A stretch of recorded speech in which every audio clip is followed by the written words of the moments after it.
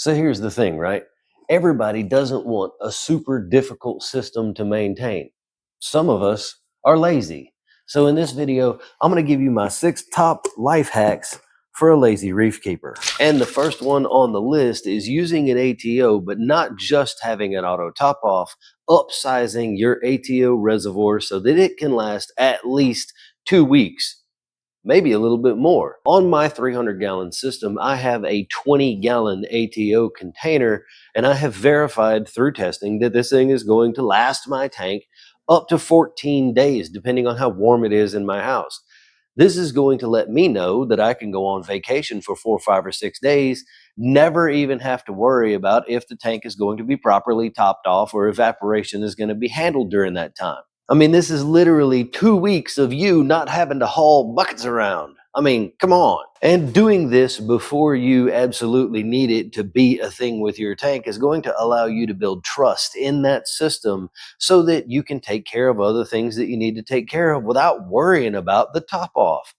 That's an added benefit, but that peace of mind is so good for us, and it allows you to be just a little bit lazy. I don't know if you would really call this one a hack or not, rather than just being informed, but number 2 is to pick chill livestock. You're not going to want any divas here. You're going to want to be able to leave these animals alone. They're not going to require an extreme amount of care, and they're not going to want every day to be like a day at the spa. That's going to make your life so much easier as a reef keeper, because you're just going to be able to feed these guys once, maybe twice every day, sometimes a little less than that, and they're going to be good. They don't care if the salinity is a little bit off. They don't care if the alkalinity is a little bit off. They're just going to be vibing.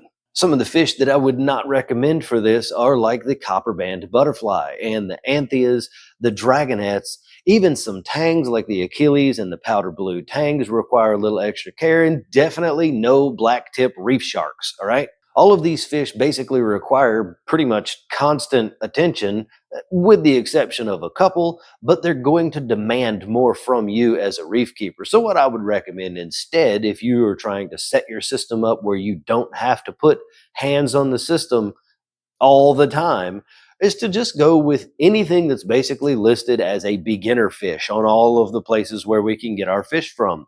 If you go to the fish store and they have the little label underneath the fish, which hopefully they do, and it says care level easy, it's a pretty good bet that that fish is not going to be difficult to take care of. Give it a little food, give it a little flow, give it a little movement in the tank with some corals, it's going to be fine. Choosing fish that don't require you to stroke their little aquatic egos all the time is going to ensure that you get to binge the newest series on Netflix without having to worry about your tank. Next up on the list is going to be an auto feeder, and there's a very cool one coming out on the market, and it's by Manta Systems, and it's a frozen auto feeder. You put your frozen foods in there, it holds like a whole bunch of them, and then it drops one in the tank, it mixes, it cleans itself, all that. It's super awesome. Take a look at it. But regular auto feeders are awesome as well. You can get them that hold the pellets or the flakes or whatever it is that you're putting into your aquarium, and it's going to allow you to be a little bit more hands off. Again, with the vacation thing, if you're going to travel, if you're away for work or whatever like that, adding this little plastic robot to your tank can give you that little bit of peace of mind that your fish are going to be well fed while you're gone, or while you're binging Netflix. Fallout 2 is coming. You definitely want to make sure that you don't overdo it here, though. You want to get this thing dialed in where it's only adding just enough food for the fish to pick off every now and then. You definitely don't want fish soup in your aquarium.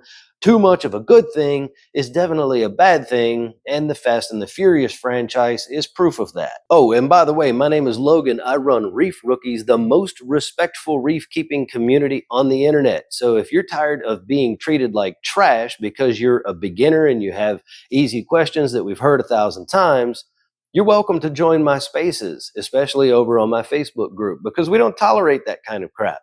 And subscribe to the channel, because I'm going to Polo Reef here really soon, and that's going to be super freaking excited, and I want to show you guys the trip. The fourth life hack that you can have as a lazy reef keeper is to go lighter on the bio load of your aquarium. If you know that you're not going to be hands-on with that tank every day, don't run a heavy bio load. Back off, run the tank lighter with less dirty animals, and it's going to allow you to match your filtration and keep the tank cleaner with a little bit less effort than if you had a super heavy bioload with a lot of big dirty fish like tangs and angels and fox faces and all these fish that, big fish equals big poop. So just keep that in mind. Smaller fish and fewer of them are going to make it easier for you to take care of the tank. It is even entirely possible for you, and a lot of people run tanks with no fish at all. If you just want a coral display, that's perfectly fine. But do your research here. Make sure that you're going to be able to provide adequate nutrients to the tank in the correct ways, because without that fish waste in there, you're going to have to supplement that in some other way. My fifth life hack, and probably my most favorite one, is to add however many feet you need of ice maker line to your RODI unit. I personally have a 100-foot roll of tubing attached to the outflow of my RODI. It's mounted in my utility room. Anytime I need water, I drag the hose out to whatever tank I'm going to be dealing with at that moment, open the valve, get water at the tank. No more packing buckets. I had to figure this out for myself because after having 2 back surgeries, I can't lift buckets of water anymore. That's not a good idea for me to do that. I'm still recovering from the last surgery.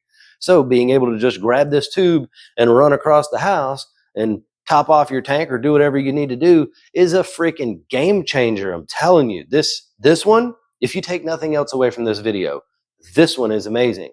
You can do the same thing if your RODI unit is down in a basement, but your tank is upstairs in the main living area. You can just run it up the stairs, clip it to the tank, go turn the valve on. Bob's your uncle. Just don't forget to turn off the RODI like I just did again. And number 6 is going to be to just skip corals at all. Totally. Just skip the corals completely. Set yourself up with a fish only with live rock. We call it a Fowler tank. And get your filtration and everything dialed in for your tank so that it can take care of what you're feeding and the bioload on the tank. You won't have any corals eyeing you from the corner, questioning your chemistry skills, and keeping fish is generally a lot easier than keeping a full mixed reef tank with lots of different species of corals. The less you have to worry about, the lazier you can be.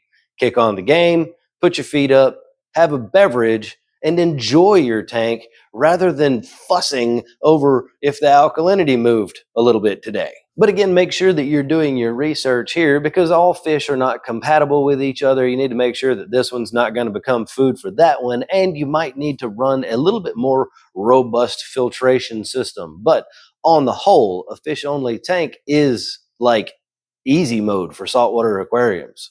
No kidding. So most of my videos are serious. I wanted this video to be just a little bit more fun for you guys. So if you made it to the end of the video and if you thought one of these was particularly awesome, drop a comment down below and then watch that video on the screen right there. I'm gonna catch you over there.